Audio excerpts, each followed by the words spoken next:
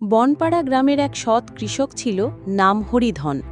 সেও তার স্ত্রী মিলেমিশে সুখেই জীবন কাটাত।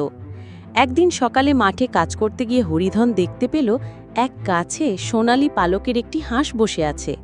সে হাঁসটিকে নিয়ে ঘরে ফিরল। পরদিন সকালে হাঁসটি একটি সোনার ডিম পাড়ল। হরিধন ও তার স্ত্রী খুব খুশি হল। তারা হাঁসটিকে যত্ন করে রাখত।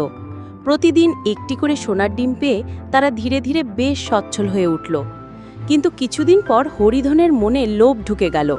সে ভাবল, হাঁসটি যখন প্রতিদিন একটি করে ডিম দেয়, তাহলে নিশ্চয়ই এর পেটে আরও অনেক সোনার ডিম আছে। সব একসঙ্গে পেলে আমি এক রাতেই ধনী হয়ে যাব।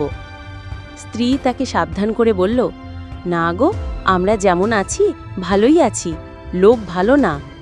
কিন্তু হরিধন স্ত্রীর কথা না শুনে হাঁসটিকে মেরে ফেলল। হাঁসের পেট চিরে দেখল ভিতরে কিছুই নেই। সে হতাশ হয়ে চুপ করে বসে পড়ল।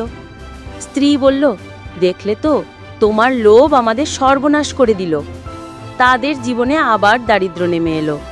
এখন আর সোনার ডিম নেই, হাঁসও নেই। এই কথা গ্রামে ছড়িয়ে পড়ে, আর সবাই বলল, লোভে পাপ, পাপে সর্বনাশ। নৈতিক শিক্ষা: লোভ মানুষকে অন্ধ করে তোলে। সন্তুষ্ট থাকাই জীবনের আসল শান্তি। আর লাইক আর সাবস্ক্রাইব করে দিও।